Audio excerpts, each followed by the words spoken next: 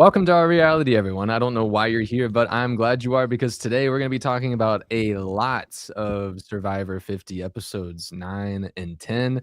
A lot to catch up on. We have two more people eliminated from this game. Well, yes, I'm sorry. The duos twist from a while back was was really throwing me off and how many people have been eliminated. But we've had two people eliminated since the last time that we met. We've had Mr. Beast appearance. We've had Jeff Probst competing in a challenge.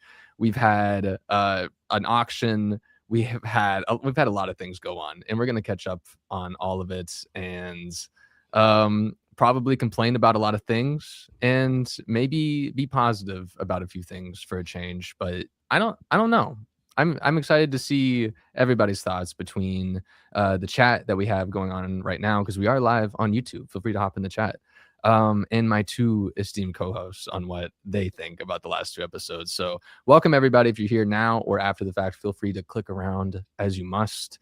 My name is Barrett, and joining me as always is the Nick City and the Zack Perez. Nick, I'm gonna come to you first. We've seen Christian. Actually, no, we've only had one person, or we've had two people voted out, but we almost had one. Wait, we've had three. Why do you keep pointing up? Stop it, Zach. You're confusing me. We've had Christian and Stephanie be eliminated. We almost saw Devon's potentially go in the last episode before a miracle doubling of the prize pot and idol in his pocket and going back to camp with it, and no elimination for Devon's. So we've had a crazy two episodes, I would say. Full of twists and turns, fan votes, extra rice. What do you think so far? I I am very over it. I didn't vote for any of this shit, and I absolutely hate that it is being thrown in my face that this is what I voted for. I don't give two craps if Jeff plays a challenge. I don't care about Mr. Beast. I don't care about no coin flip. I don't even care about half the people left in the damn game. Like, I'm over it. I'm so done with this season, Barrett. Like, I went into this season, I feel like, with hope. And I felt very innocent compared to everyone else who was like, this season's gonna be horrible and the cast sucks and everything sucks. And I was like, we don't know that yet, okay? We need to give things a chance. Well, I've given it a chance and I don't like it. I don't. I can't believe you're saying that for a season where Suri could not be more edited to be like the greatest Because she's not player. winning. Because she's not winning. That's why she's not winning. And I How do you want her know? to. Because I want her to, but she's not gonna win. Are you kidding me? When she I just don't does, see it. will this be a top tier season if she does? I don't know. I have to get back to that. Zach, That's a good question. That's a great question. That is a great question. I will say, right? Like, if one of Cerie's Wizard of Oz wins the game, I'm not going to be upset. Those are the three people and Emily left who I care about. Everyone else, like, can go, and that's less than half the people left. So I don't care about half the people left in the game. I really thought, like, it's just, I do like Cerie, relax, but I just don't think she's gonna win, and I'm gonna be upset watching it not happen. Well, with that, Zack Perez, I want to know your thoughts on the first two episodes so far. Not in full, but in brief summary, your thoughts. When Jenna and oh, sorry, no previous two episodes. Okay. The last two episodes, the twists can take them or leave them. Quite honestly, apparently Survivor's too broke and needs fucking needs, what is that? Fundraising site. Yeah. They need a donation. Yeah, they need GoFundMe's. They need a GoFundMe for Mr. Beast. Like, I'm just imagining the clip now. I give $1 million to a reality show based on a flip coin, and he's just like, it's the briefcase size to coin ratio was pretty high, I will say. Yeah, I'm just like, oh, it's a coin. It would have been funnier if there was nothing in it. Like, they were all like, what's in the briefcase? What's in the box? What's in the box? Seven reference, if anyone knows. I'm I was very hopeful of the season and stuff. I was very because of the snubs and everything like that. But Survivor got in its own way again and decided to do this fuck shit. Like no one asked for this. Just do 39 days so you don't have to do double eliminations, double the fun and all this stuff. Blood moon, three people go, like why are we doing this? Um I will say though, the the Christian episode I didn't mind. Like the twist in itself. Really? Okay, that's an interesting take. Well, here's the thing. I don't think the self vote changed anything. Um, I and mean, I'm that's why it was also like, boring. well, yeah, but I'm also like, it's his own fault. Like, you didn't have to go. Um, so, and then this episode with Stephanie, I'm just like, I mean, Nick's girl, we know this is why the season's over for Nick Enough. because Stephanie is gone. That's why he's over it. Enough. But overall, Enough. I'm Good. Go I out don't of know. focus. Oh, dang. We'll get you I back. don't know. I don't know We'll get you back, why. Gig. Why is it? Everyone in chat helps that get back. This is Yeah. what you get when you come for me. Okay, there we go. I'm just I don't know why My I'm first feeling pick. I'm feeling advantage Geddon coming for Suri again. I feel like that's gonna happen or some. And you're fucking shit. okay. T, right? I agree with that. And you're asking me why I'm not looking forward to the rest of the season. Well, Girl, they're gonna clock our girl like live in front of me. I'm not here for that. Like, I still have hope. I still have hope that it's not gonna happen. But at the end of the day, it could be way worse. I mean, Coach and Chrissy are gone. I know half of those people you like, but that's uh a bad thing for me. Not with and Coach, Jonathan but and Jonathan and Joe are on the bottom. Like I couldn't ask for anything more, quite honestly. okay. I get that. I feel like Jonathan and Joe are giving me Troyzan and Brad Culpepper. And I Yeah. feel like someone, Aubrey, is going to scoop them up and go to the final three with them. That's what my conspiracy theory of what's going to happen. And to me, that is like one of the worst things in the world. I don't want that to happen. That is like awful. And that's just kind of like where I see things going. And I can't unsee it, which is why I'm like, I don't want to watch this anymore. It's like a car crash to me. I'm like, oh, this is going to end really bad. And like, I can't just like look away at this point. So that's why I'm not looking forward to the rest of the So you season. don't want a woman to win. I understand. Oh my God, here we go. Okay. What Well, about Barrett? How have you felt? yeah, well, I'm trying to catch up on chat first of all because we have a lot of people that are very excited to talk do. about these last two Hi, episodes. So chatters. thank you, Nick Firmstone, Colton, Trell. Who else is here? The Osna the Osna. We'll work on this. But also Kia's here. Just bad guys here. Everyone, thank you for being here. First of all, but so far we're saying this season was doomed from Nick Firmstone. This season was doomed the moment we lost Mother Vive and Angelita in back-to-back episodes. I think you're preaching to the choir here, I think, with that.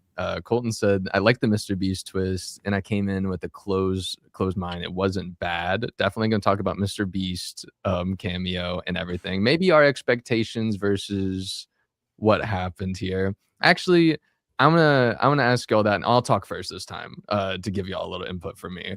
But with the Mr. Beast episode, obviously we've been ominously like teasing this episode to be something horrible out of our own nightmares. I felt like we didn't end up seeing a Mr. Beast that completely took over the episode. Now, what I did not enjoy, and I was talking to our mutual friend Brett Ashley Hawkins about this yesterday, was like Jeff's just overselling of it. Like it felt like Jeff was more of the problem with Mr. Beast than anybody, because it was just like Mr. Beast walked into the room and your brains couldn't even function anymore. Mr. Beast just showed up to the island and everyone started freaking out and everyone was on the ground crawling around saying, what do we do? Just because Jimmy walked into the room. Also, just like back-to-back episodes with Jimmy's being mentioned a lot. And Nick, I can't believe you acting like you weren't at that Jimmy Fallon taping when they asked Jeff Oh, Probst if he wanted to play yeah, in Survivor yet. Like, I thought you were totally totally. there. I was front row, actually. I was right there. Yes, please.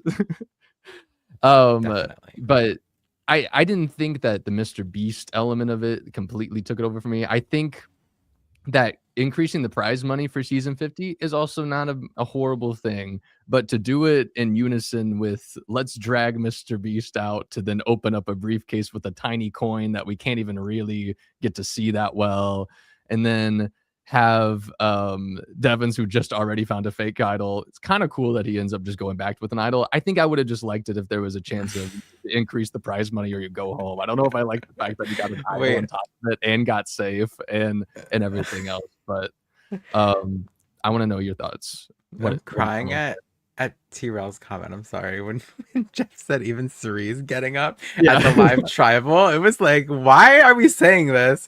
Anyways, that made me cackle. But it was so funny, Barrett, you say that, because I had the same thought in a way. Like, Mr. Beast came in and literally didn't say a word. Like, I don't know if you guys caught that, but he literally like walked in and was just like, I am me. Yeah. like, he didn't say anything. And it made me wonder, like, if he had to like sign something that was like, you can't tell the contestants like you can't say anything, essentially. I don't know, but I thought that Probably. was like so interesting because he did it at Tribal too. Like, he came in and he was just like, and he didn't say anything until he was like leaving, and that's when he started like saying things. But Yeah, he he just had literally to like said awkwardly sit nothing the sit down entire like next time. to everybody and then freak out when Yeah, Devin did yeah. everything. It was just like so awkward to me. Like, he just looked so like, I don't know, and I don't think he even was a fan. Like, they're like, oh, like the biggest super, all these damn celebrities, girl, they don't care. None of these people probably watch more than one season, if anything. So I don't believe it. I just So you're Mr. telling me, Beast put out a tweet that he watched Survivor when he was young and yeah, growing up, and I can't believe you would sit here and say that that might be a lie. he had a YouTube Excuse me. video that was inspired by Survivor. Come Right. on. Right. Survivor was in Beast Games. Well, would yeah, be because no they Beast had a Games. collaboration. Hello? Like, what do you think? He's gonna go and be like, I'm gonna double your prize fund if you guys let like Sue and all these other random people that play my game, so that way like your viewers watch my show. That's exactly what happened. He don't give two craps about Survivor. He's trying to get us to watch it. That's exactly what happened. And I Did might you have watch watched it? a few episodes. Oh my god. See, I you're watched not up helping. until the Survivor episode that they had, and then I stopped after that. And it was actually really cool. They had a whole tribal council. You're not helping your case here. Yeah. I'm not. It worked. Guerrilla, What do you even support, Nick? guerrilla marketing. Is not what that's I called. wanted to Guerrilla watch marketing. Sydney from Co Wrong, okay? That's Nick from Stone says it. Nick from Oh. Stone. We're not beating the allegations. Zach, what'd you think of Anyway. Mr. Beast? He was very weird. It felt like, I don't know. Did he? I think he came in all black, and I'm just like, oh, is he like the, what's the Grim Reaper or something? And there were some people who, mind you, anytime anyone said, see, there you go. Always leaving on Anytime, this one, but yeah, anytime anyone says like, oh, let me check the coin or something like that, I'm I'm here to say they have people on the actual show who were like regulators for this game show because, like, the at the end of the day, regulators. yeah, the regulators. They have regulations they have to meet because they're considered a game show. They have people on there to make sure that it's not like rigged. So people are just like, let me see the coin. Is it double heads or something like that? And then I'm just like, okay, well, this is a perfect time. They should have done the do or die, not do or die, the shot in the dark, they should have just rolled a dice or something. But let's not do that. Let's do a coin. I'm surprised they're not selling the coin because memorabilia and like gotta make sure to get Not this. yet. Just wait. Yeah, but Postseason. I'm like, it's heads. It's very anticlimactic, like because it reminds me of Claire's Oh, her high HOH. rollers room coin or Yeah, her whatever. Yeah. HOH takeover reign or whatever coin. They should have brought out that big contraption where it's a gigantic coin, and if you push it off of a catapult and it flips. They should have done that instead. I'm just like, okay, heads or tails, and they're just like trying to Devin, see where come it over lands. to our most shadowy corner to flip this coin, please. We need you over here. Also, is this so? It cost $1 million just to have. I'm not going to say the word, but a chair and tribal council to watch. That's what it costs to have a ticket to Yeah. live to tribal council. Pretty much. I think that would be the so. case. They would definitely take they probably would actually, if you wanted to donate it to Survivor's GoFundMe, they probably would let you have a seat at tribal if you wanted it. But Yeah, what so at the end of this, what are your thoughts going into the Mr. Beast episode? We've had a long time to think about this. We've had literally since season 49's like preview of season 50 to know that Mr. Beast was going to show up on this island and do some fuck shit. So now that we've seen him do his thing, now that the prize is at $2 million, now that Devins has an idol, Nick, do you care?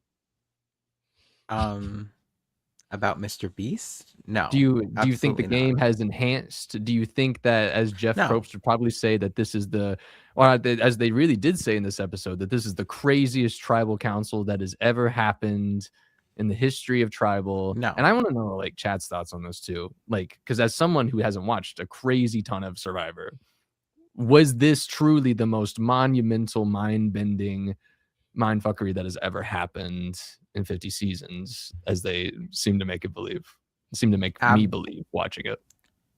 Absolutely not. It was unanimous. Like, and I think it was gonna be regardless of what happened. I'm not convinced that Rick Devens was going home at all. I didn't either. Yeah. Prior to this, I think that Nick's girl sunk her own ship. Stop it. I think so too. I think that she was doomed from the start, regardless of if Devens,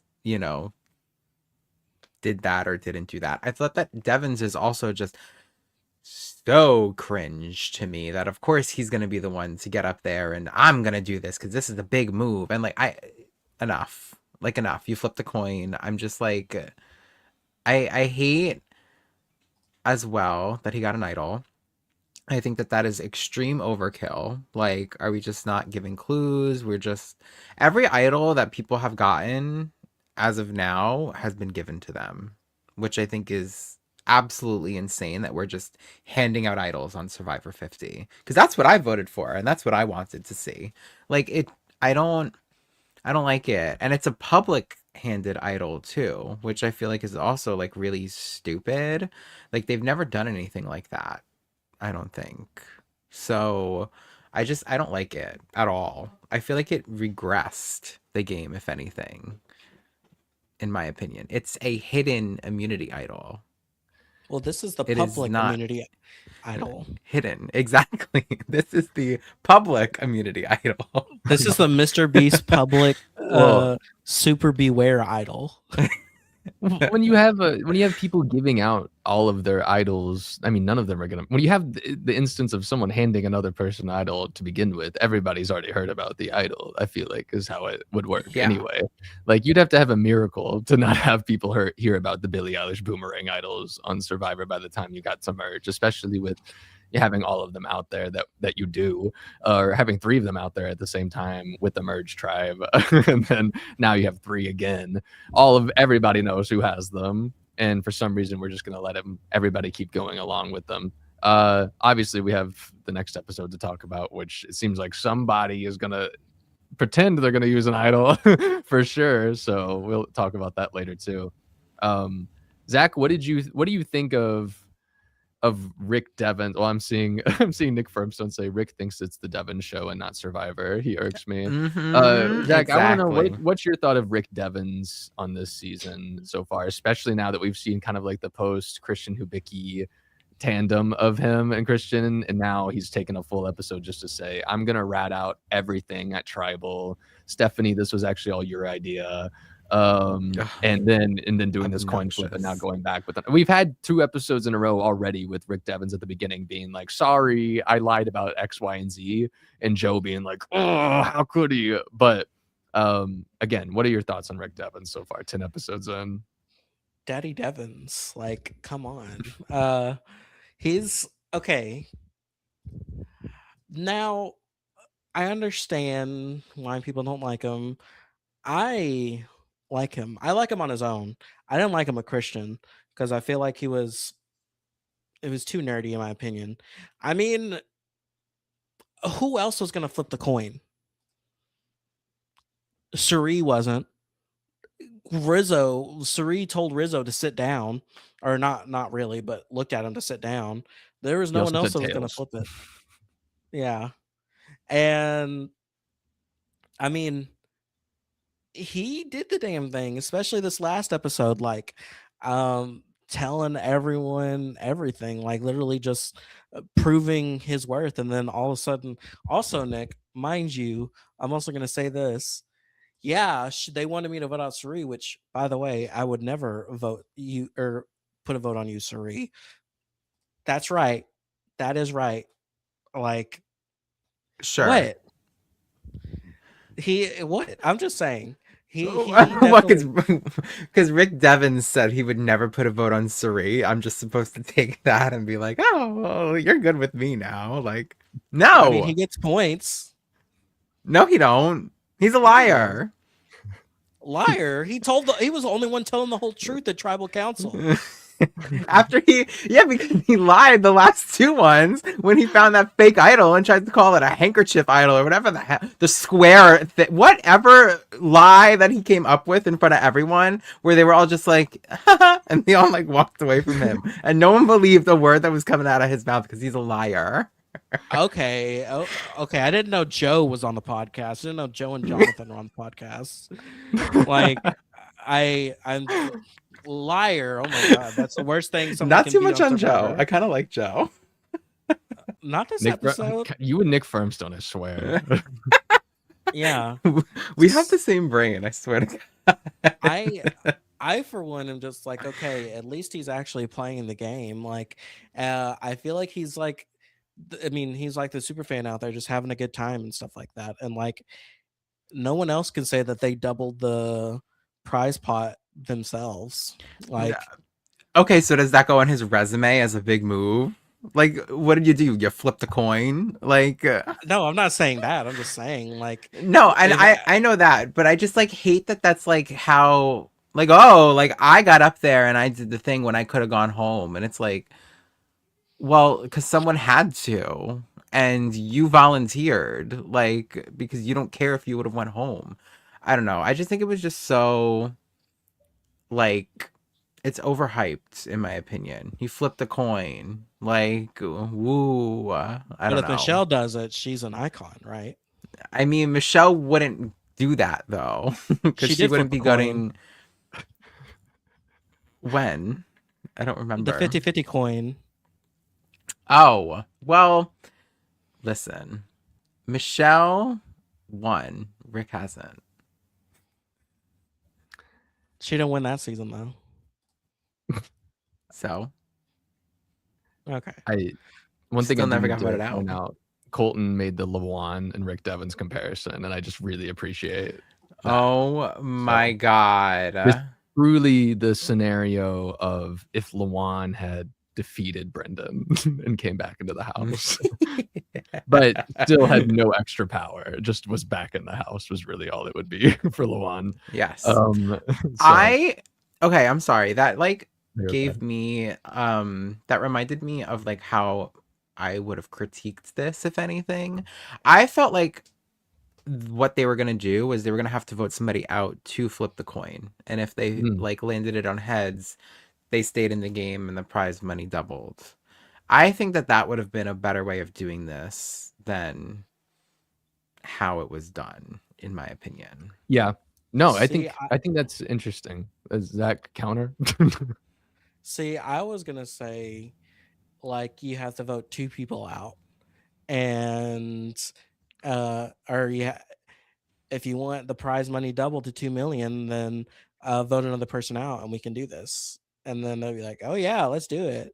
Um, I'm also thinking to myself, I'm like, imagine Genevieve, Colby, Jenna, uh, Christian, and the people on the jury too. Everyone who's already played and is at Ponderosa right now, because they hold the pre-jury people at Ponderosa till for a while actually. Um, Imagine being them and here, and then you hear, "Oh, it was 2 million after you left," and it's like, I feel like that incentivized. Even Angelina was saying, like, she would have been incentivized as hell, like $1 million, yeah, 2 million, like she would have. I feel like that would have made people be more cutthroat. Um, yeah, I feel like a lot of those people weren't. I don't know. I get it, but like, was What are you Angelique's trying to say on was Genevieve? I feel like Genevieve was really cutthroat already. Like, how much more like could she have been? Is like what I'm trying to say. I guess is like how much more could those people like? What other potential was there? Right? Like with Genevieve, right? I feel like she found the idols and she was out there playing really hard, which is what made her the target to begin with. Can you imagine if it was 2 million? She would have been out there like doing even more, Do you but think that would have been Suri would have gone out bad. first? Do you think Jenna would have been successful? Maybe. I don't know, right? Like, because I could imagine, like, on the premiere, like, Jeff being like, this is $2 million. You all have to play. I don't even know what kind of voice this is. But you all have to play really, really hard. And All that then, we like, ask is you give everything. exactly. And then Like Jenna goes to Allison camp Br and yeah. goes, we got to get out Saray. Maybe. I don't know. Like We people are gotta get like, out this is for 3. two Yeah, but million what if we dollars. We do? have to vote out Suri. Like Suri is now twice twice the powerful best to never win in a season like this. So, but I pulled up a image of right after the coin flip. Nick Ferb stood at ass just to see Joe's reaction. Joe was like pissed off, which I kind of enjoy about Joe and him. Jonathan both look If I like the I think eventually Jonathan does say, like, I don't know if they like weirdly spliced it together, but he's just like, I can't believe that 2 million or $1 million just got added to the pot, Mr. Jeff. And it was like weirdly yeah. put into this celebration. But yeah, Joe is like not enthused at all about this, which why would he be? Nick Firmstone told me to not get on to Joe. I see why. Like, I get it. Joe, he's fun. And Yeah. Devin's Joe feud is fun. It's just he's kind of a buzzkill sometimes. And I don't get much else Yeah. from him other than he's just like pissed off to be there. Like if he was frustrated more often, like if he had more moments where he was like, fuck you, Devins. Like I would be Mhm. great. I'd be rolling with Joe. But he doesn't do that. He just like sits there and is just looks and then wins immunity and like, come on. Like we can do more than that, probably. And Yeah. not only that, literally f- going against the honor integrity thing, and then whenever the votes are being read, it's you. Yeah, Nick. Oh my Nick gosh, pulled up the yes, he pulled up Zach. Me and Barrett were talking about this earlier. I was cracking up. That's why I like Joe. He's like funny to me and like some like like I don't know. Like you're so bad it's kind of funny. So this is Stephanie with Dalton Ross talking about the votes and at Tribal, and apparently right before Joe just turned to her and said this. No, it didn't surprise me about Joe. In fact, Joe, after Jeff brings the urn over, and Joe's telling me you're good the whole time. before he reads the votes, he goes, "It's you." I go, "What?" He goes, "It's you." I go, "Oh, thanks a lot." He's like, "I love you." I'm like, "Yeah, go." I said some profanity to him. I was like, "Whatever." Joe is not real, if that's the case. And I don't know why they wouldn't. I wish they could have included that somehow. If it was exactly like that, like it would have been great. They did include Joe, like, I guess this is just a thing with Joe now for his character. It's just like when Rick was talking about I actually lied about this idol that I found at Tribal in episode 10, and Joe, just like the voices are going out for Joe again, like y'all said happened to him back in whatever season he was on. Hate that I don't know that, but it was in the mix of this where he's just like just a great amounts of lies and deception going on. You know what? Maybe in this own stream, I'm coming around to Joe. I don't get to talk out loud about him a lot. See, in this one thread, it's like they were talking about how they don't like Joe, but then they start to realize every episode is just Joe rediscovering the fact that people are lying in a game of Survivor. So I don't know. I guess you see it through that lens. It's just like, oh, he's realizing people are lying every episode, and it's like it's just groundbreaking knowledge to him. I feel like he's just out there. I feel like he's measurable, quite honestly, especially since he can't get Rick out. So I don't know. Maybe Rick will get that upper hand on him. Maybe. What are the rivalries that we've had so far this season? And have we had any winners of said rivalries? So we like Genevieve, Ozzy and Coach. Yeah, Ozzy and Coach. Ozzy and Coach. Oh my god, that's a good one. Oh yeah, Coach lost that war. Emily and Cherie recently. Lots to talk about with Emily too, for sure. It takes 1 year for Joe to Christian and Mike. But oh yeah, Christian and Mike. That was both of them kind of lost. D and Coach, D and Jonathan, Tiffany and Jonathan. Who else? Camilla and Jonathan, kinda. Yeah. Oh, Charlie and Rizzo. How could we forget that one? Oh yeah. Did Rizzo even know to the depths that was even a rivalry? Like, it felt like he was gonna find out. He found that out during the episode that when he was watching it. Like, it's like, what? I thought we were homies. Emily Flippin versus her mouth, Jenna Cherie. Yeah. All of these. Oh yeah. I like all Jenna these. Cherie. But yeah, Jenna Cherie, the OG rivalry, I guess. Well, even Cherie didn't seem like she had to do much heavy lifting to even get Jenna out in that episode either. Colby and his body. Yeah, God, Colby and age, I guess, of just Colby versus Fiji. Yeah, so a lot of rivalries, but I am very interested to see where this one does end, just because we have had it since like the second episode. It feels like that's when Devins and Joe had their original "we're mad at each other" spat, where we had like that tribal council where they were like, "Yeah, it was uncomfortable today. What happened?" So oh my gosh, we still have a lot to talk about. We have the auction. We can talk about.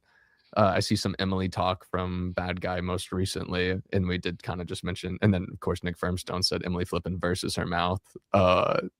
Maybe do a quick Emily Flippin update, because we've had more like just I'm tired of Emily. Maybe we should get Emily out. And as people who have said that Emily is going to be a winner pick 2 episodes further into this season, Nick, do you still see Emily Flippin as a potential winner, or do you see her maybe getting bested or tossed aside in the coming episodes? Because she felt, coming off of episode 8, I guess, she was one of the 2 people who was left out of the vote the first time she had ever been on the wrong side of a vote in her Survivor tenure. So with that, do you see the downfall of Emily Flippin in upcoming, or do you think she can somehow skate by still? I mean, she was on the wrong side of the vote with herself getting voted out. Okay. Oh, yeah, you're right. I did forget about that. But yeah, go ahead. I don't know. I don't know, honestly, because I don't think she could win. Or, well, I don't think she is going to win, I should say. I think in a final tribal scenario, she definitely could make an argument as to why she should win. That's why I don't think she's also like a goat, you know? So I'm like very interested to see like where she goes from here because I don't really know.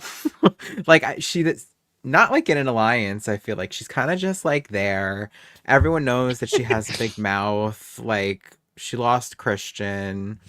I feel like she's like just like losing allies a lot of the time. And I feel like she's also targeted a lot of the people, or not targeted, but you know, like she's like been like ready to vote most of the people left in the game too.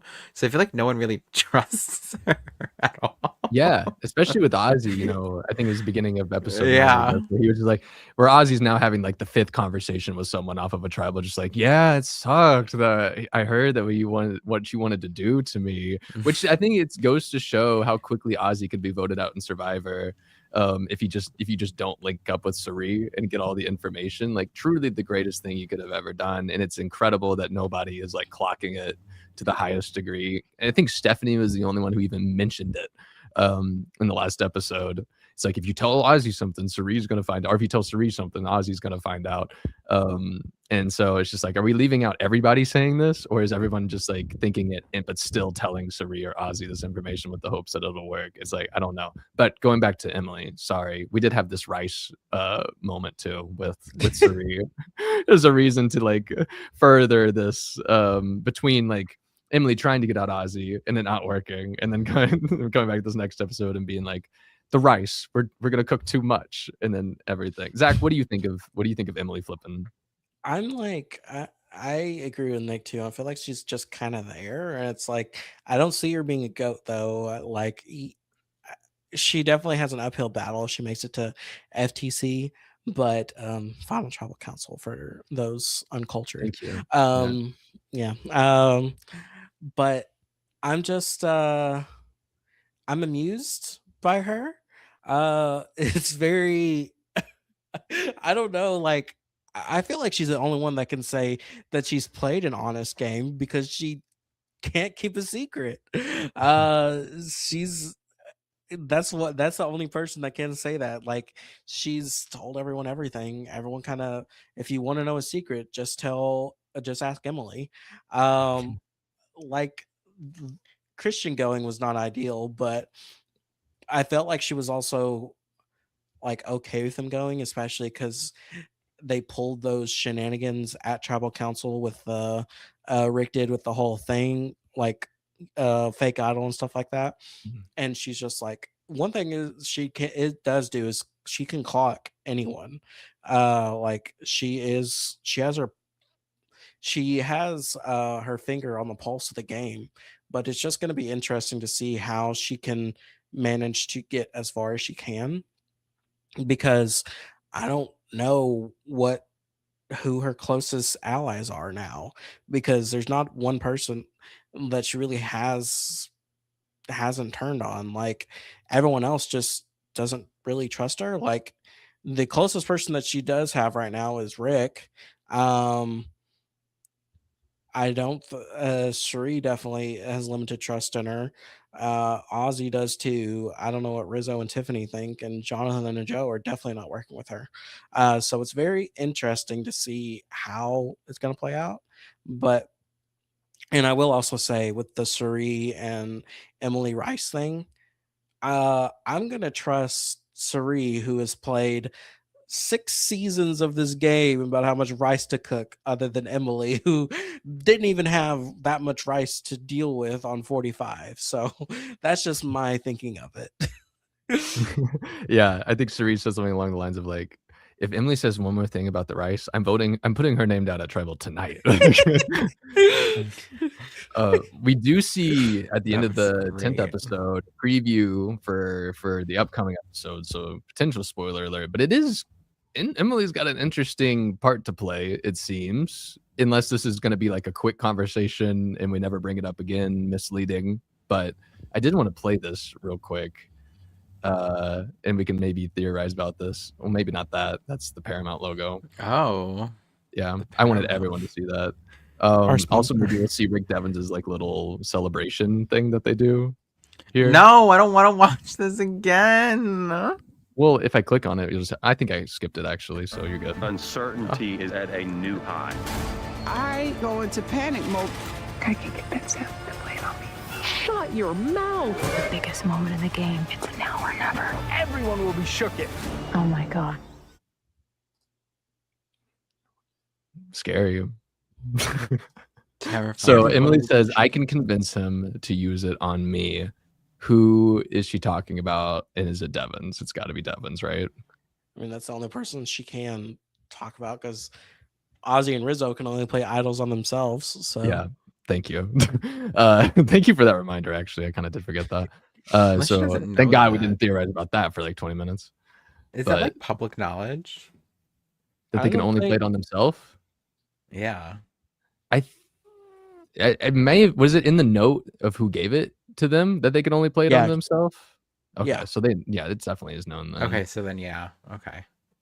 So it'd be So that Devin. would- So maybe Emily's it was gonna like try a to big- get Devin to use it on Maybe it was like her. a big preview that like, you know, Emily is like gonna go around and be like, maybe that like I could get Rizzo to play his idol on me, and it's like the whole Sorry, thing where yeah. Emily just looks like an idiot. But never mind.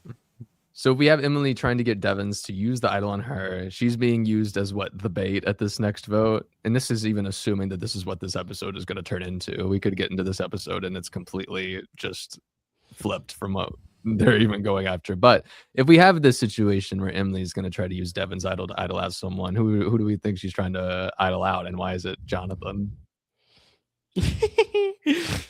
Mm. I think it is Jonathan. It's either going to be Jonathan or Ozzy. How many rounds can Emily go after Ozzy before it finally works? Why like, does she mention want to go Ozzy's after? name. Why does she want to go after Ozzy? They built so much trust in the pre-merge. I don't understand why she's so threatened by him.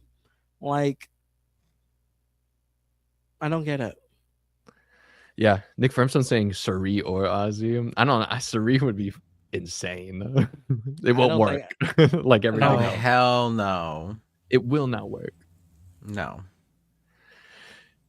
But in any I- case, I want to see someone get idled out in this season of Survivor, or just please, for the love of God, somebody use their idols. I'm tired of this. I'm tired of seeing these Oh, boomerang yeah. logos on this, I don't think on this you've- graphic sheet.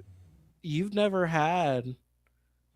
You've never been see, or we've never reviewed a season where someone's been idled out. I've never been like blindsided by an idling out or got to experience one live with the fandom yet. So I really am waiting on that day. I don't know when it'll be. Wow. When was the Maybe it last could be one, Wednesday. Nick? That's a 'Cause- great question because I don't know. It didn't happen in 49.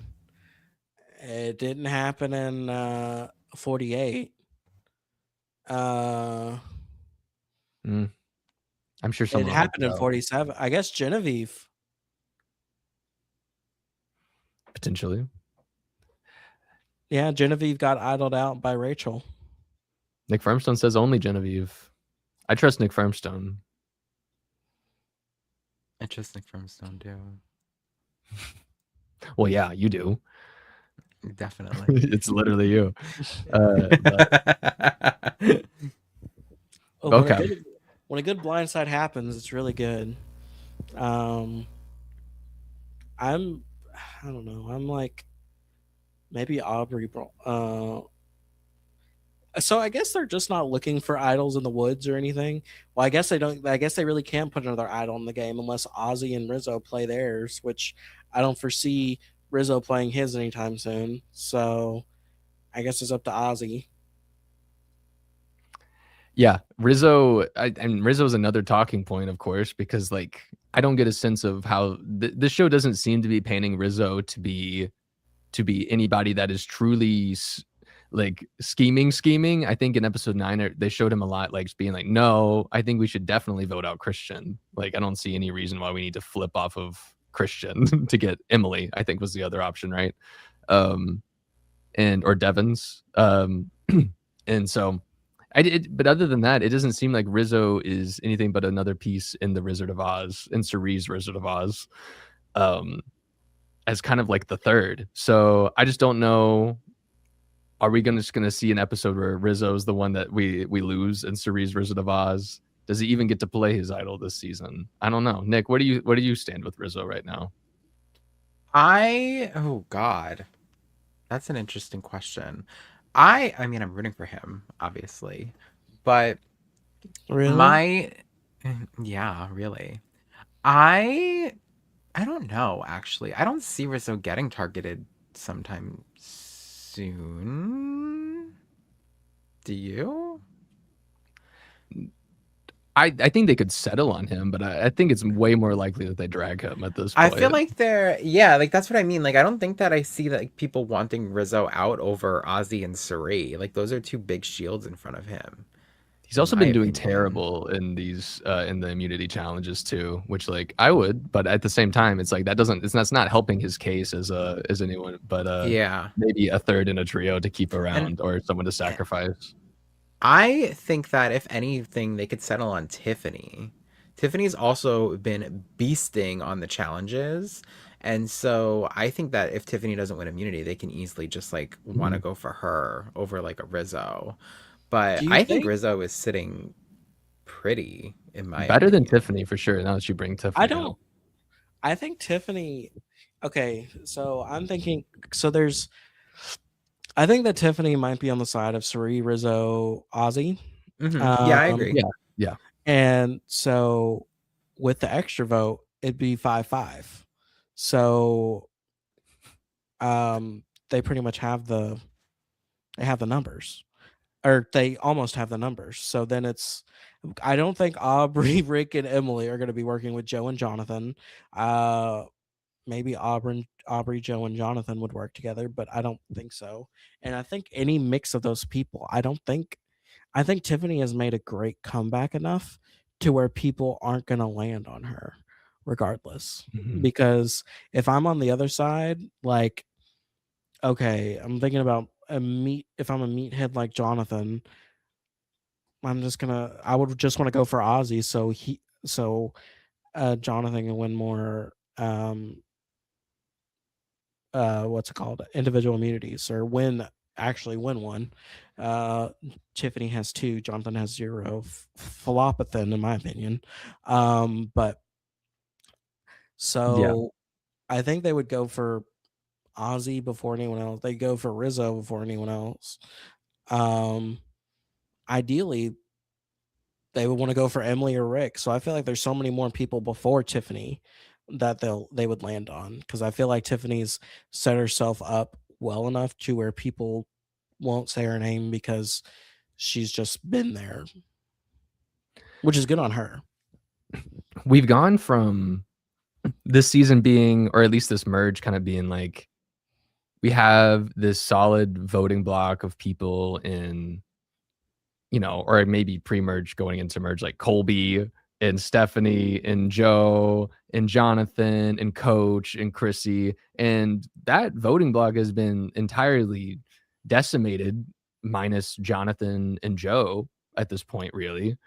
And so like, is this next round really going to be the time? And you talk about Tiffany working with Ozzy and Cirie, like definitely, like we definitely saw them all in cahoots that last episode. But do we see this as the time, going back to Emily's like preview of the next episode? Is this now the time where maybe Emily will be so cracked to just say, and I hate the theory of like getting Cirie or like Cirie out or anything like that from Emily's standpoint, or Ozzy again, but I could see her potentially saying like, okay, this is the time now. I think we've gotten rid of this block of people. This might be the best opportunity to get rid of somebody without them necessarily seeing it coming. So I don't know. Do y'all lean that, or do you think are we going to try to just keep going after? I don't see them going after Joe or Jonathan exactly. Now that I'm really Me neither. it feels like it's been too many rounds now that they've accomplished getting out this other kind of group of people. I think maybe Jonathan. I don't see them going after Joe at all. Like I really don't. Joe is losing finalists to me. That's what he is giving me. Like that's what his edit is saying to me, is that Joe is gonna probably make it to final tribal council again and lose. I don't, and like the thing too is, right, is like we're saying Tiffany is with Rizzo, Cirie, and Ozzy, but we know Tiffany must know that she's number 4. I mean, like, Yeah, I think so. you know, and she's also very close with Aubrey, as chat is saying as well. So I don't know. Is it going to be a thing where like Emily and Aubrey work together and Aubrey pulls Tiffany over to make a move against them? Or I don't know, right? Like, but I think within that trio, to me, the safest is Rizzo, because I feel like Ozzy and Sari are like the names, and Yeah. like, you know, you want to take one of them out for like a resume builder, in my opinion. Yeah, definitely. With 9 people left, with the prize pot doubled, it's season 50, Mr. Jeff. Mr. Jeff. Yeah, I would definitely be worried about that, and I'm definitely growing more worried about that after Nick Firmstone first mentioned it. So thanks, Nick Firmstone, for all of that. But also, I think, just to talk about Sari again, like, every bit that she's in these episodes, it is, I'm doing everything, and everything runs through me in this game so far. And she is now kind of taken over that main character. Not that she wasn't beforehand in the season, but I think more like Christian Hubicki main character taking over the episode lately, it's felt like to me, which, as we saw 2 episodes ago, was leading up to Christian's elimination, so we can have a big send-off. And so I do worry about that with Sari. And unfortunately, there was a big moment in episode 10. Not very fortunate, unfortunate for one of you, very fortunate for the other one of you. When they were reading the letters after the auction, a moment with one Aubrey Bracco that was like, interesting you're saying all of this, and this is in the episode, and you're not like a huge character otherwise outside of this. So let's listen to a little bit of that, because I know Nick Firmstone was bringing this up beforehand, and I'll read his message. But I hated this. Here and there. And I'm here knowing that the first time I played with somebody who did make their big moves at the end of the game, and they went on to win that way. The winner of Survivor, Michelle. Like, as much as I think I should have won Survivor Co-Wrong, and as much as I think certain people were bitter against me, I did see why what Michelle did worked, and I do think I could borrow a couple of tricks from her. None of us have won our seasons. We've had a lot of time to think about our mistakes. And if you think anyone on season 50 is on season 50 to repeat a mistake they did in the past, you are wrong. Everyone here came to play their A game. You're a co-wrong. My queen. Zach, thoughts on this moment from Aubrey? I don't know why Nick is shaking his head. She gave Michelle her flowers. It only took her 5 seasons. 5. I'm just exaggerating. Oh. Like she's not Sari. But I mean, that just cements it to me. I think that she is the winner. We've been known you thought that, but well, yeah. I just have a gut feeling. Women,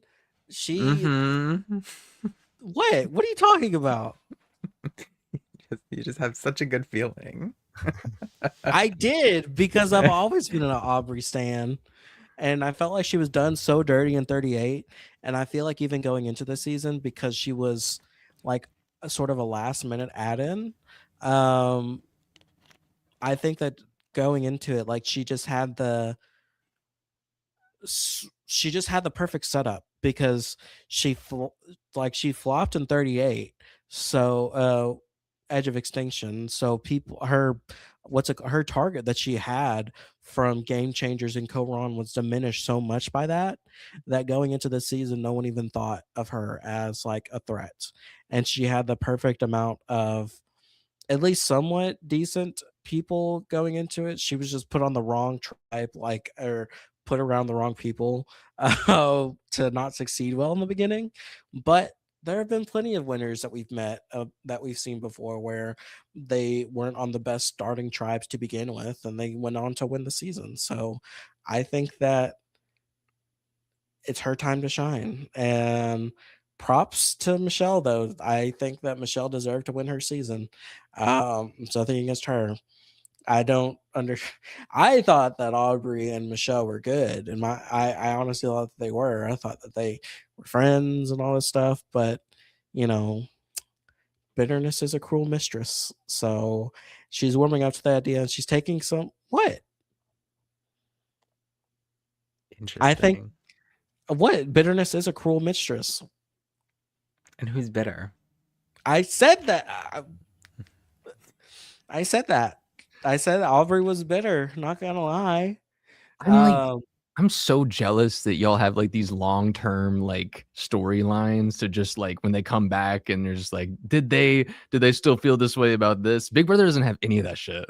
Y'all just get to be like, oh, they're back after 20 years and we get to watch them play again. And they get to talk about how they feel about all these things. And I'm just sitting here like, I have no idea what the fuck like happened on Co Wrong at all. So but so yeah, keep going. so basically on Co Wrong, uh, Aubrey, she got like even Edgic was saying that Aubrey clearly is the winner. She started off like anxiety, like was having panic attacks. She was about to get ejected from the game because she just couldn't. She was just having crazy stuff happen on her tribe with being on the show, and then she calmed down and she got into rhythm, and then she started getting into the game and started playing it. But throughout the game, she was messy. She wrote down someone's name and then crossed it out and then put someone else's name. That's not good to do. And then she had her number one ally get medevaced twice. Like her number one ally going Had into the them get merge got taken out, and then another one of her allies got taken out at final four or final five because he ate too much beef and was constipated. happens. So she just had the worst luck on Co Wrong, but she was the narrator that whole season. She was getting the growth edit, she was getting the edit to win the season, but then Michelle started getting more screen time the last 2 or 3 episodes, and Michelle won by like was it like 5-3 or something like that, or 5-3-1 or I don't know. I don't know But the Mich- vote count.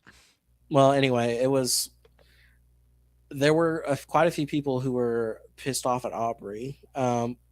This is an honest take. Like, I think that some people were pissed at Aubrey and were never going to vote for her because of the way that she played, which was kind of, it wasn't as sporadic as some people made it out to be, because she did actually start making good strategic moves, but they were just pissed at her because she was what?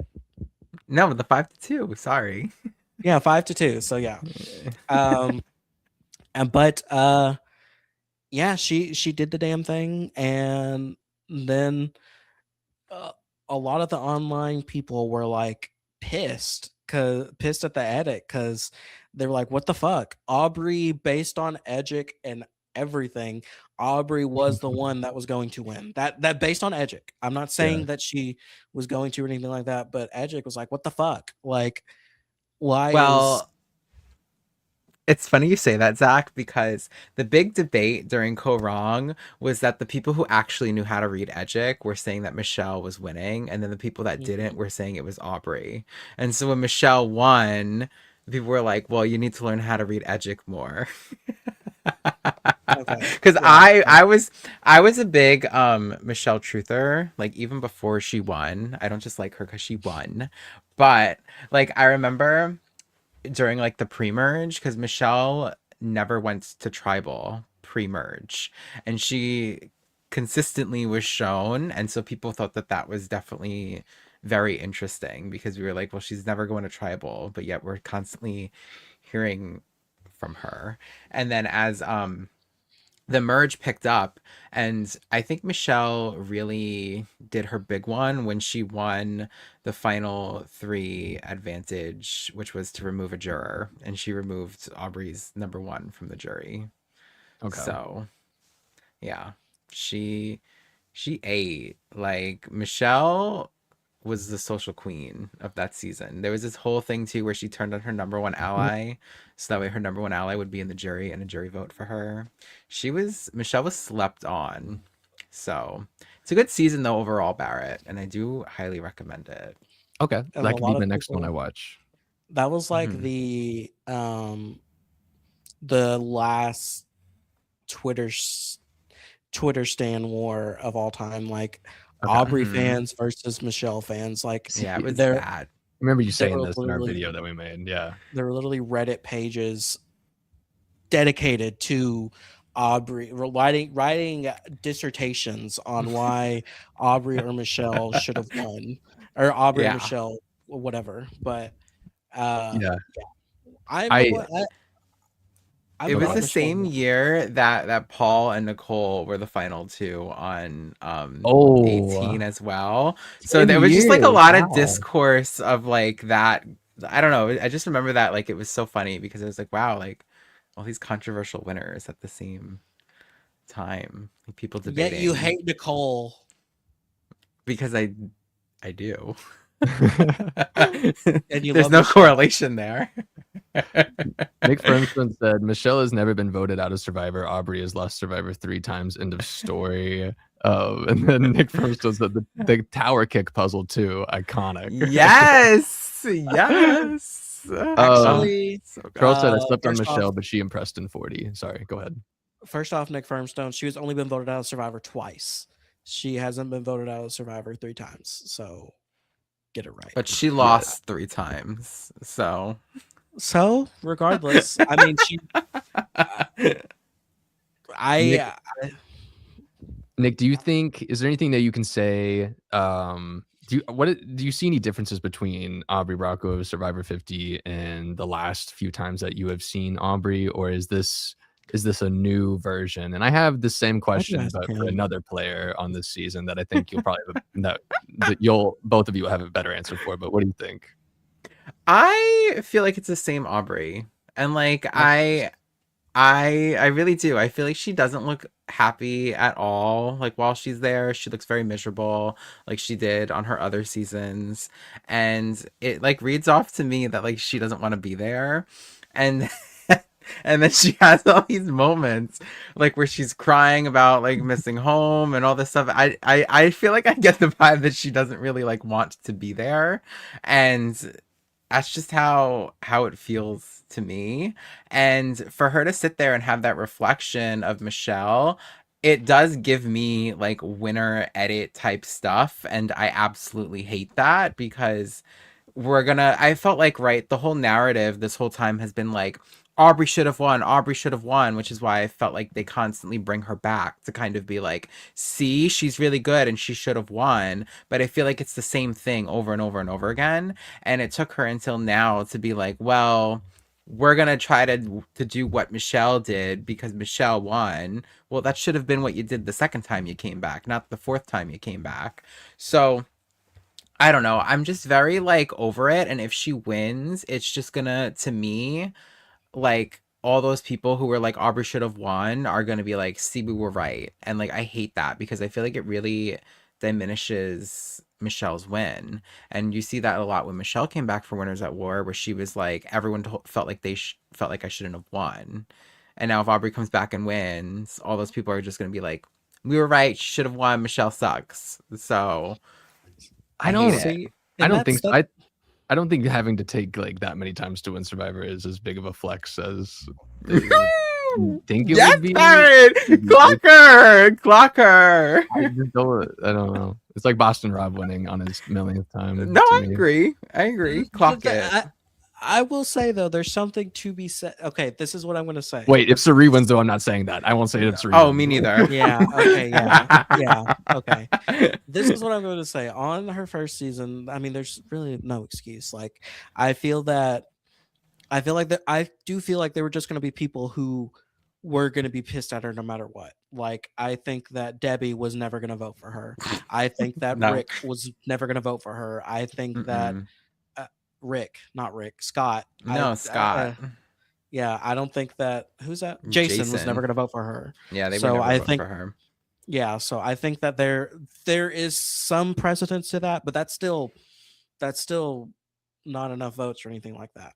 So I I don't know how much, because that's the thing that I think is hard, where it's like you have a jury and you just have people who will never flat out vote for her. It's hard to distinguish that as, okay, like, socially, what could she have done to appease them, but also they were never going to take her to the end. So it's like, if she got him out, like, I don't know, it's hard to weigh that. So I give props to Michelle regardless, because she was able to do that and to be able to have them get taken out, but also have them liking her. So I give her props in that. On the second season, like, Sandra did not like Aubrey. Sandra, Because she smells through the bullshit. That's why. I think, well, no, because I think she thought that if I'm not mistaken, I thought that she thought Aubrey was just a big ass threat. Because Sandra said, Probably. well, yeah, because I remember now. Sandra said Aubrey should have won her season. This is not me. This is not me saying that. This is what Sandra said, and this is not me agreeing with it. Exactly. Clarify. Yeah. So Sandra had said she should have won her season. Like, she's that fucking good. Like, that's Sandra saying that. So anyway, I'll clip that shit. I'm so glad you. I'm so glad you Yeah. did that.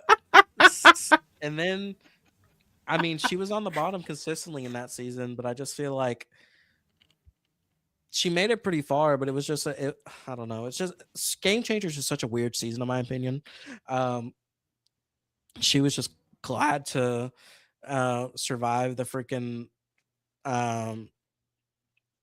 survive the pre-merge. Edge of Extinction, Nick, Flop. you cannot sit here and tell me that any of the returnees were set up to win at all that season. I mean, no, they were not. Exactly. So, But like, she flopped. I mean, I'm not saying that she didn't. I just feel like there has to be, as much as I am weighing in the fact that I mean, I think it's how you look at it, right? Because so Barrett, for context, because you don't get it. But for Edge of Extinction, there was 4 returning players, 1 on each tribe. And Aubrey 2 was on one each of tribe. them. Oh, I'm sorry. Yes, it was 2 on each tribe. And it was Aubrey, Kelly Wentworth, David, and Wright. Joe from Ew. Worlds Apart. And yeah, ew. But I mean, Aubrey flopped like really bad.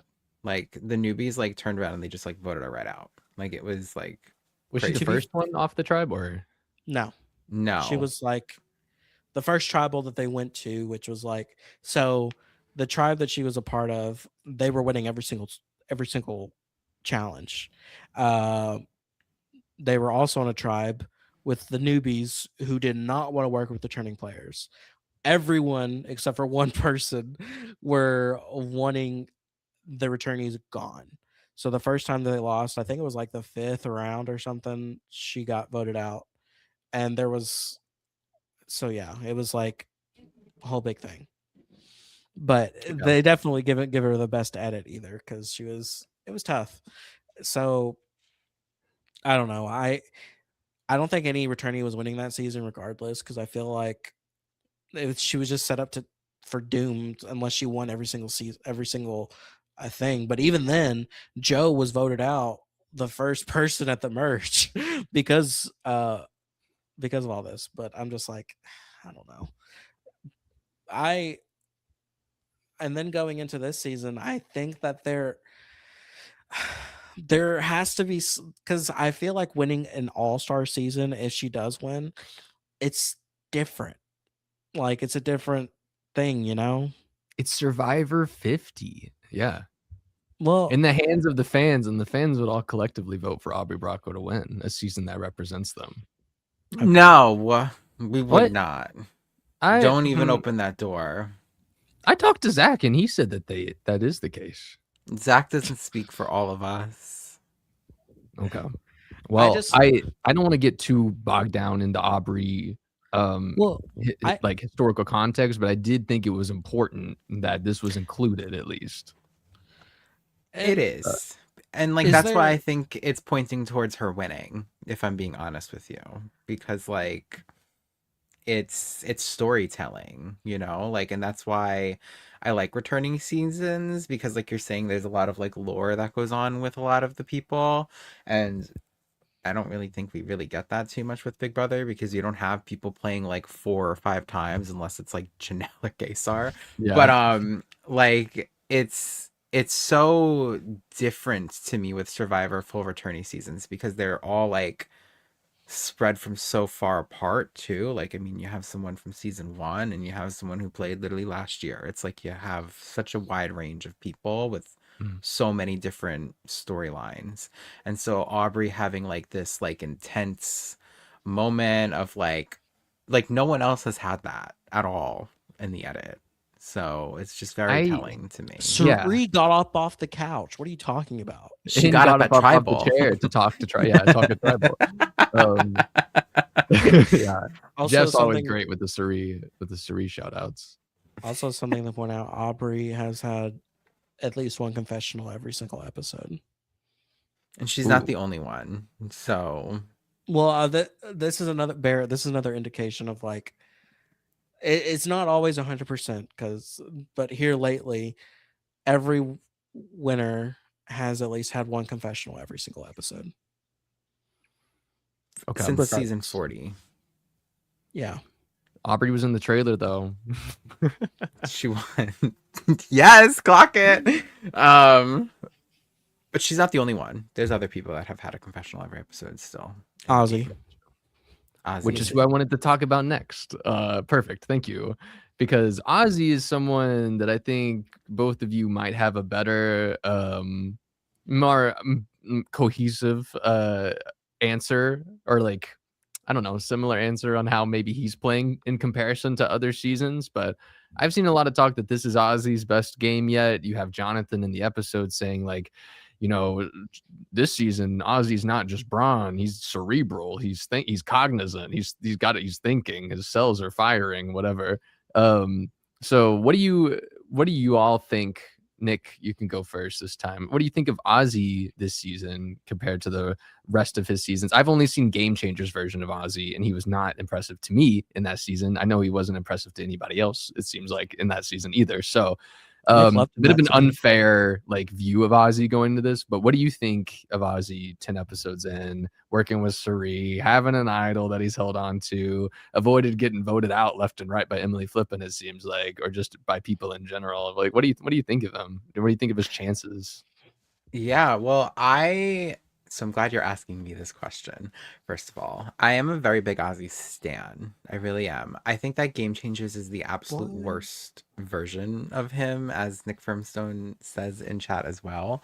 But like, I was a really big Ozzy stan on Cook Islands. I felt like he was just so like savvy and like fun and like just like the typical like person that you watch the show like that everybody loves, the casuals and the super fans.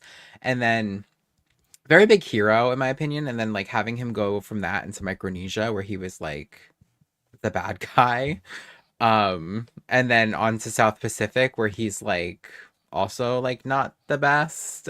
It's very interesting because it went like here and then went down and then like went like here, which is like kind of nowhere for me in terms of Game Changers, and then like is now up, like past his Cook Islands run in my opinion. And I thought Cook Islands was his best season. So for him to now be here as like the tip top, and I also think he is the other person that I think has the winner edit. Like it's either Aubrey or Ozzy, in my opinion. I think that Ozzy has been shown in such an amazing light this whole season, despite him having people constantly trying to vote him out and all of this going on, and like Ozzy having his heat-headed moments, but then still coming back and being like, I'm Oscar. I'm not doing that anymore. And so it's like, I think that we've definitely seen a big change in him just as like a person, which is kind of why I was really okay with Ozzy being on this season, because I feel like he's gone through a lot in his personal life, like since his last season of Survivor. And so to see him just grow so much as like a person, be able to like control his emotions and not like lash out at people and like, you know, let his emotions get the best of him. I feel like we're definitely seeing how people can really change their gameplay by like doing things in their personal life to keep themselves in check, if that makes sense. OnlyFans. Stop it. Why did you have to say that? It's an unnecessary drop on the stream. He doesn't even do it anymore. Well, thought he Zach did. is a fan of Ozzy. Like, what would you No. say is this version of Ozzy? How does he speak to you in season 50 compared to other seasons? This is best gameplay. Linking up Suri, like making sure clocking things. Like I think that this is his best season. I feel like this, then Cook Islands, then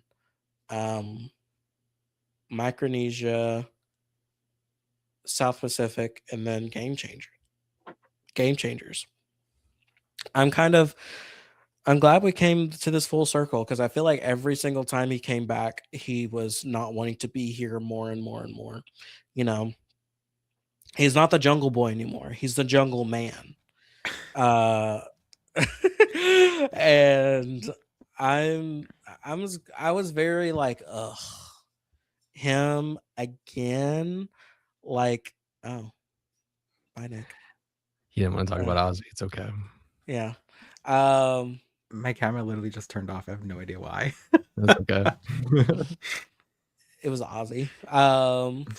But like every time that CBS, because what happened with Game Changers was Jeff did not want Ozzy on the cast, and Jeff did not want Ozzy on the cast this season either.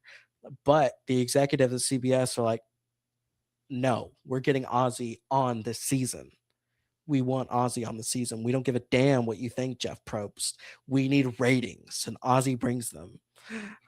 I don't know why they think this. I don't know if Ozzy has some blackmail on them or something, but I was just like, ugh. All of the fandom, like I'm not the only one that thought this either, because I feel like most people are like, we know what he's gonna do, we know what Ozzy is gonna bring. He's just gonna be the provider and then voted out first in the merge or something like that, because he's a challenge threat. That's what we've seen. Not anymore. He's actually entertaining, and I actually like him. And I mean, I wouldn't. He's still not my first winner pick by any means, but I wouldn't mind if he won. Like, it's very therapeutic, I guess. I'm glad that he's still here, and I'm glad that he's actually trying to play the game differently. I think that, you know, even though he has that Shambo look, I'm glad that CBS stuffed him down our throats for one more season, because I think that this is going to be a good closing book for him. Or I don't know, Ozzy might be on the Traders. Ozzy might be on Survivor Australia. Ozzy on Big Brother. Don't even get me Definitely started. not Big Brother. I would be too excited. Stop it. Yeah. I agree though. Like I think Ozzy, I've seen Nick Firmstone, which Trell, yeah, the Knicks agree with each other a lot. We're working on it. It's a whole conspiracy. That's my but alt account, y'all. Yeah, Nick Firmstone did also say that Ozzy's best game move is still aligning with Suri. It really is just that. Every episode so far to me is just Ozzy saying like, all right, I will defer to Suri. Or we even had one episode where it was like Ozzy had the idea of what to do while Suri was on exile, or on her journey or whatever. And then Suri came back, and it was like, and Ozzy just goes, "Ah, what was I thinking? I'm so stupid." And then Suri showed up and fixed everything, and it's like, yeah, I guess. But that's just all Ozzy seems to be on the season, is just, I'm gonna get second place or win immunities, and then I'm just gonna talk to Suri about every strategic thing possible and make sure that she keeps me safe, which is the best strategy he could have had. It seems probably the one he could have had the last time he played too. But but yeah, I've enjoyed Ozzy. It's been, of course, way better seeing him in season 50 than Game Changers. There are some moments where I'm like, I think you love being on TV right now. I think there's definitely some that, but also but yeah, but also, like, I definitely think he has a better chance than Suri to win this game based on how he's been edited. And just the fact that I think all of this push on Ozzy, maybe eventually will settle on, let's just get rid of Suri, or maybe they'll just view Suri as or they're going to view Suri as the way more likely to win option against Ozzy anyway. So we'll probably see it come down to that, even, or in a fun arm or advantage getting moment again at Final Four. That's not fun. Yeah, or not Final Four, whenever that was. Was that Final Four advantage getting? I was gonna say that's not fun. No, Advantage Geddon was that No, Final because that's right. There was like way too many advantages to play. Yeah. What am I saying? Yeah, no. Yeah, because there was Aubrey, Ty. Ty had 2, right? Ty had 2, and then Troyzan Yeah. had 1, and then Troyzan, Sarah had the 1 that she didn't really give to Suri, but Suri and- thought. No. That was a different tribal. That was a different one? Yeah, Culpepper and Suri. Yeah, it was Got Final it. 6. So My no. Ty had 2. Choizen had an idol. Sarah had the legacy advantage. And then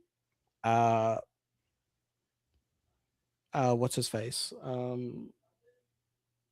my god, what's his name? Culpepper was immune. He had the immunity necklace. Okay. So yeah. Well, perhaps we'll see that. Perhaps we won't. There are a lot of things I still want to talk about, and I don't want to get too much into the stream before we start talking about them. But we haven't talked anything about like the auction yet. How did y'all feel about the auction? Was there anything? I have to talk about the auction, actually. Okay. I totally forgot about that. First of all, thank you to Oscar for subscribing to me on Twitch. I don't know if that's Oscar from our chat or a different Oscar, but Either way, thank you, you. Oscar. Auction. A disaster, in my opinion. If I'm standing there starving and you're giving me cheese and crackers and carrots, are we like kidding right now? I was very annoyed with some of the options. I'm not gonna lie. I thought that the chaos comfort thing was kind of like interesting. I mean, I was glad they made them like eat bugs and stuff like that. It was kind of giving me like old school Survivor. But I think that like just overall, if I'm standing there starving and this is the kind of if only if I'm standing there starving and you're giving me a chocolate milkshake, girl, where's the meals? Like, hello. I don't know. I was expecting more. It was giving like we needed money, and like that's why Mr. Beast arrived. Yeah, they were ready to eat the rich. Exactly. I was waiting for the that it would have been a sneak peek where it was like, and this item, a Feastables meal.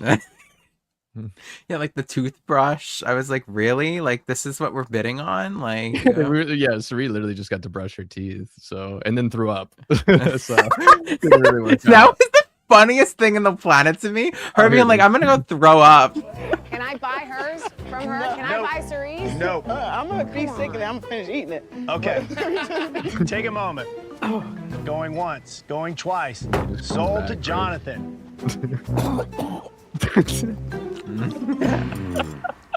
Okay, I'm back. They also didn't have. They also didn't have a freaking margarita either. Oh my god, yeah, they normally have like a drink or something, like a beer, even like anything. I thought whenever Emily got I think it was Emily who got the milkshake or whatever. I thought it was gonna be like the chaos, like they're like, and the chaos is it has laxatives. Stop. Ew. Well, I mean, Emily was real worried about that milkshake. I remember.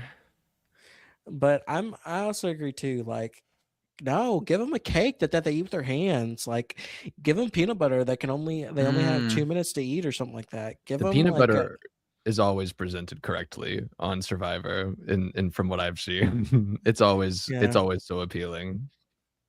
So I was like, none of us looked hungry. Like, give me some Doritos and Mountain Dew. Like, that was that was. I remember that. Yeah. It felt very like low budget to me, and again, I feel like they constantly do these things where they're like, this is what you want, right? It's the auction, and we're like, yeah, give it to us, Jeff Probst. And then he gives it to us and he's like, but this is how we're gonna do it instead, and there's gonna be chaos and bugs, and you're gonna have to eat these things, and the food's honestly not even gonna be that great. And it's like, it just feels like bait and switch, if you guys know what I mean by that. Like, they're like, this is what you want, right? And then it like they like pull the mask off and it's something completely different. I'm like, this is not what I I asked love for, watching actually. all of them get excited to finally eat, and then you make them throw up. Like, that's great for Right. me. Like, I Right. really enjoy seeing that aspect of it. Yeah, no, I see what you mean. Like, y'all just want to see like starving people be excited to bet fake money for increasingly greasy amounts of food, and it's turned into a what if I gave you 10 more rules to make you overthink everything about this, and then you ended up having like half as much fun as you could have. So and then on top of that, we'll bring like a billionaire in to tell you that he's gonna give y'all money or something, Right. to tease a beware, to have a big briefcase. Lame. Beware. But I needed to ask y'all about the auction. I didn't know how this one lived up to the other ones. Does not. The margarita alcohol, though, you're right. They needed to be there. Where was the Well, alcohol? like there's a margarita curse where anyone who wins the margarita doesn't win the game or something like that. Well, congrats. There's other alcohol purchases we can make then. There's other kinds. Well, no, that's what I'm saying. There's always a margarita at the auction. I don't know if it's they get eliminated. Whoever gets the margarita gets eliminated that episode, or it's something like that. I don't know, but yeah. Beer. They used to give beer like, ooh, party foul. They did used to give beer. That would be like my nightmare, like being on like Survivor, starving. So like, you know that like one beer is gonna have you being like, oh, well, yeah, nothing. In the I would be system for a month, wasted after having like one margarita. Are you kidding me? Has And there like been then a having to medical like go talk analysis? strategy, and I'm like, oh, that would be so bad, awful. Or they should have done like a shower. There used to be a shower bid. Oh my god, the shower, yes. Yeah. I think there was a bath one too. Mhm. There used to be so I think many Sari good won ones. the bath in the past, if I'm correct. I don't know for sure. She won a though, blanket. but- she got the blanket. Like, Yeah. What else? Like, there's this one season where, it was something. So that Jeff usually does it to where like this one will remain covered or something like that, and then it was the first thing, and it was just like a scroll, and then some guy bid on it, and it was like $20 or something, and then the bid said, "You must give all of your money to Jeff Probst and head back to camp right now." And he just went to camp with nothing. Yep. I do remember that. Can't wait for the auction. First item, give me everything you have. Get the hell out of Tiffany- Give me here. your bag. Tiffany didn't buy anything. Give me your plane ticket. You're not going anywhere. You don't even get to go home after this. You have to stay on Fiji. But They did include Rizzo being like, "It's my first auction. I finally get to do it." And that was like all Rizzo really contributed to the segment, it seemed, Yeah. besides his, and he didn't get the chaos. He got the comfort. Who got the chaos with him though? Was it Aubrey Ooh. Jonathan? or Aubrey? Was that when she ate the bugs? Yeah, I think it was Aubrey. Yeah. Okay. Yeah, it was Aubrey. Yeah, the cure site. And then also Aubrey had a moment during the Jeff challenge or the immunity challenge, which we haven't talked about yet, where she was like, they had to like wind it up with with their wrist to get it back up, to get their bucket back up, and they were like, "Aubrey, how are you doing that?" And she said, "Because I'm a psycho," and then she dropped it immediately. But I kind of like that moment from her. But I will say, like, what did y'all think of? I mean, obviously, Jeff Probst included himself in an immunity challenge. This was a whole side bet to get the rice, and if Jeff outlasted all the people that volunteered in the side bet, then they wouldn't get the rice. But I don't remember who was competing against him. Jeff didn't beat, I don't think, anybody but 2 or 3 people, which was interesting. The only interesting part about this that I was like, that was kind of funny, it was when Jeff was like in pain and Sari dropped, and then he was just back there saying, "Who dropped? Did somebody drop?" It was like I'd never heard. It seemed like a vulnerability in Jeff Probst that I had never seen before, so I thought that was kind of funny. But I need to know y'all's thoughts on this entire thing. So from the Jimmy Fallon vote to to its execution, Zack, Jeff Probst competed in a competition. How do you feel about it? This was what Nick has been waiting for his whole life, was to see Jeff Probst compete in a competition. I found, I was just like, did we really need this? Like, we didn't. I don't care. Like, I will say I did like the I did like them talking smack to him. That was funny. I'm just like, okay, that's what you get. Because, and then they did a montage of sassy Jeff in the episode where he was like, my grandma can throw better than that, or all this stuff to everyone, and he was like, didn't even move an inch or something like that. Like, there's literally clips dedicated to sassy Jeff, or YouTube channels like that. I will say too, he also basically shat on Rizzo because Rizzo was trying to do the Jeffisms or whatever, and like being like, you gotta dig deep, Jeff. And then finally, whenever Rick dropped out, he was like, oh, we have the best anchorman on Survivor, someone who can finally get up here and do my hosting or whatever, and basically shit on Rizzo during that. I was like, oh, okay then. Rizzo also had that moment where he's like, Savannah Louie. Yeah. Another newscaster. Oh my God. Someone who I actually tweeted Savannah and let her know that she was still my favorite newscaster that's been on Survivor. Don't worry, Zach. I sent her a text. Sure I sent her a text. That's why you're blurry, because you're lying again. Sorry. Hey, we got you back. Mystery co-host for this podcast. Who is it going to be? But okay. I didn't want to talk about this too much because I mean, obviously, Nick, I wasn't a huge fan of it. But Nick, please tell me, did this remind you at all of Julie Chen inserting her? Not she did insert herself into this herself, but you remember last year on 27 when Zack just found Julie hidden in a room in the first night. But it kind of reminded me of that. But also, I just want to know, Jeff Probst on this competition, your thoughts? Well, you're forgetting Julie online. She does the BB Blockbusters. She does. Oh yeah, she demonstrates the competition. You're so right. You know what this conversation just reminded me of when Julie Chen did the ice bucket challenge live on stage. That was a fever dream. Yeah, a throwback. But anyways, I thought Jeff doing this challenge was just so bizarre, and I had never in my life asked for Jeff Probst to do a challenge, so I don't know who requested this or what fans they were asking, but again, I wasn't one of them. And I I think that this challenge is a classic for sure. I am glad that Jeff understands how difficult the challenges could be, though, sometimes, because Jeff loves to stand up there and talk his shit as if he's doing anything, if he's starving, if he's sleeping on the ground. No, he's not. So I was glad he got a little bit of taste of his own medicine for sure.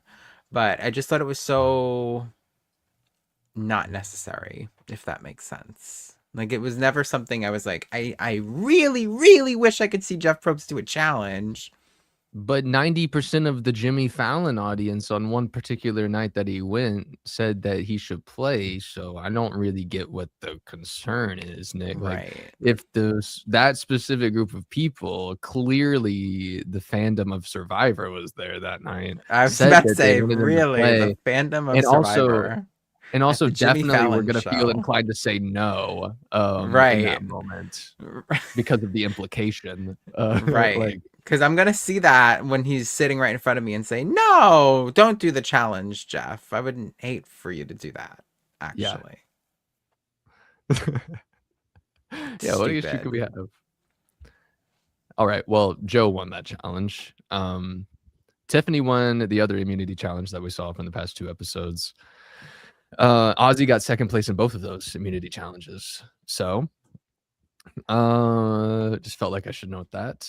I don't know if I have anything else really to go over. Like, we didn't really talk about like Christian's vote and how I felt like that was super unfair. At least the part where he had to like tell them, like confirm to them, I lost and I will be voting for me.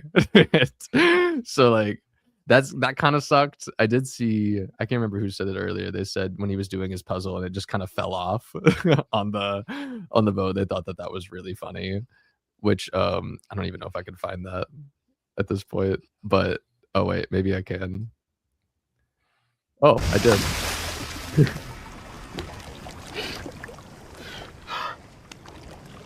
It's not that funny, y'all. How dare you? He's a father.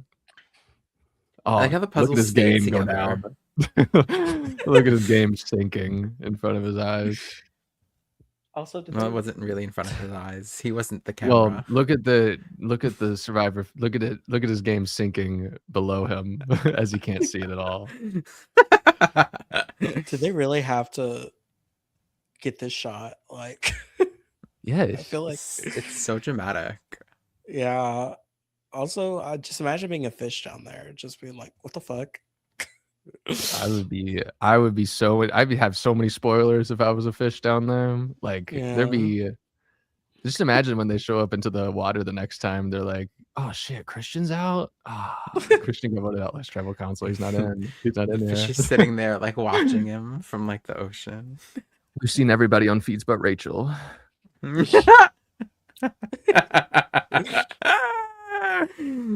Oh my god. Anything else you want to talk about? Or I guess we can have winner picks now, and then maybe we can get out of here. Unless there's there's definitely things we've missed, but I think for the sake of my own patience, talkability, we should wrap up somewhat soon. But winner picks, Zach, who are you gonna go with right now? I can't imagine who that would be. I know. I'm gonna be so shocked. Are they on your by team? his pick. Yeah, they're on my team. I am gonna go with Aubrey again. I think that she's primed up pretty well. What? Anyway, It's a shocker. sorry. I said it once, I'll say it First. again. Aubrey set up perfectly in this game, and I think that she has the tools to take it all the way. Finally, after 4 seasons. Okay. Said no one ever. Well, Nick, you're up next. Who's your winner pick? Well, it's funny that like you put my team up here because mine is also on my team. But I'm not picking Aubrey. Absolutely not, because I still want her to lose, even though I think she could win. But my pick is Ozzy. I think that this is Ozzy's best season, like I've been saying. I think that this is Ozzy's best edit. So if it's not his best season, they really want me to think it's his best season. And I just think that he's in such a nice spot. Like, he's allied with the other idol in the game outside of Devon's and the extra vote. And he's also really good at challenges. I think he's going to end up tying or even breaking that record that Boston Rob has that they keep referencing. So, yeah, I think Ozzy is definitely going to win, if you ask me. All right. Ozzy's a good pick too. Zack looks dead. My winner pick is not on my team, so I'm gonna get off of this slide. But I am gonna go ahead. I'm gonna move off the Emily train. Since you said Ozzy, Nick, Aubrey was Zach's pick. I don't think it's gonna be Jonathan or Joe. I already said no to Emily. I mean, I'll say Suri right now just for the fun of it, just to be a little bit different than y'all. And because nobody is going to rag on me for picking Suri. Now we are. Well, okay, whatever. You're cursing her. I'm not cursing anyone. It's not going to happen. Shut up. Yes, you are. That's why I'm we not haven't picked cursing her. her. I'm picking Suri. This is the best to never win is finally going to win. If she goes home, we know who to blame.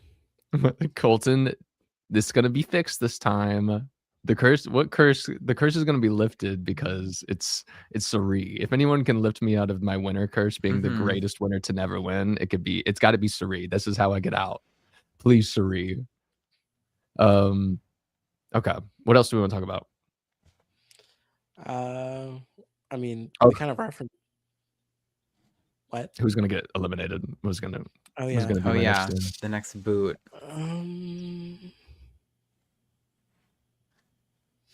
I think that it's gonna be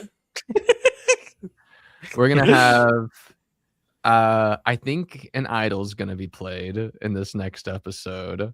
I feel like it is gonna be I was leaning Emily was gonna get voted out initially, so I think it's gonna be Emily now. I think I'm gonna move off Emily winner pick from 2 weeks ago now to now the arc of Emily is going out in this next episode. I'm gonna say Tiffany because I think Tiffany has the idled out edit, if you will, which Barrett you've not experienced yet, which maybe that would be your first introduction to it, I guess, kind of. Yeah.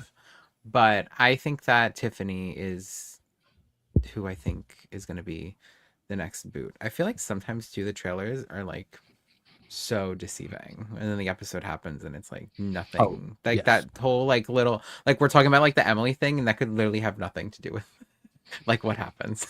Well, yeah. I mean, do we want to watch the preview from at the end of episode 9 just to see what the Rick Devens episode? Actually, yeah. Wait, that's actually kind of fun to do. Okay, let me pull it up. It's time on Survivor. We'll get Rizzo. I'm voting Rick. I'm voting Aubrey. Someone threw a grenade. I don't know what's going on.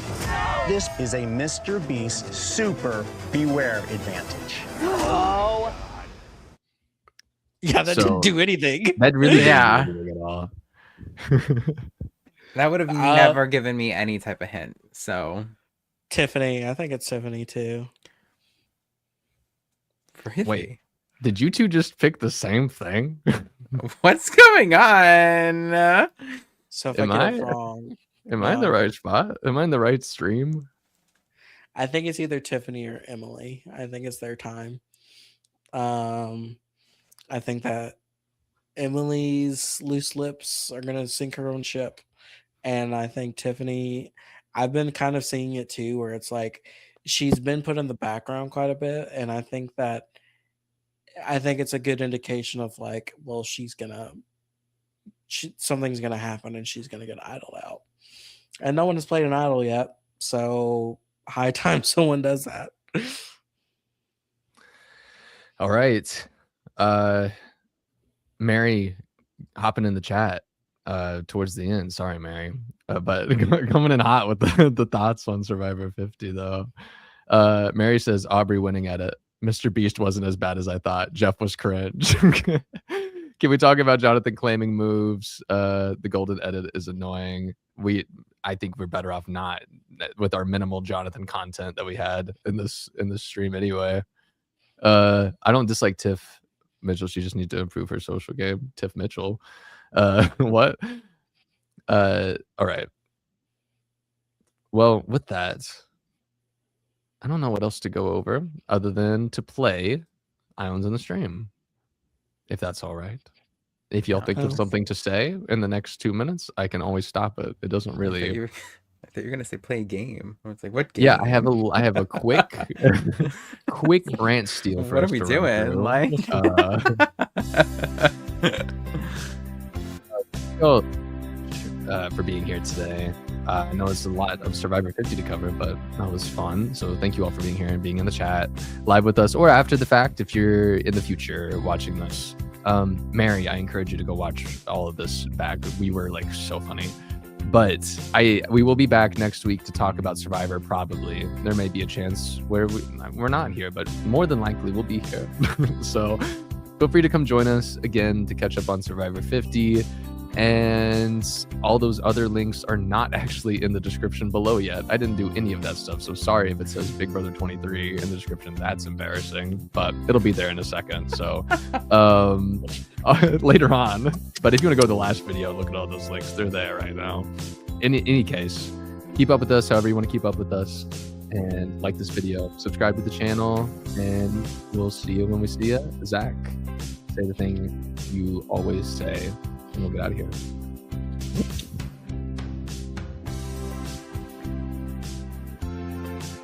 Perception is reality. Our reality. Those pauses seem to be getting longer and longer. All right. glitching, like From Nick Firmstone to Nick City. Good night.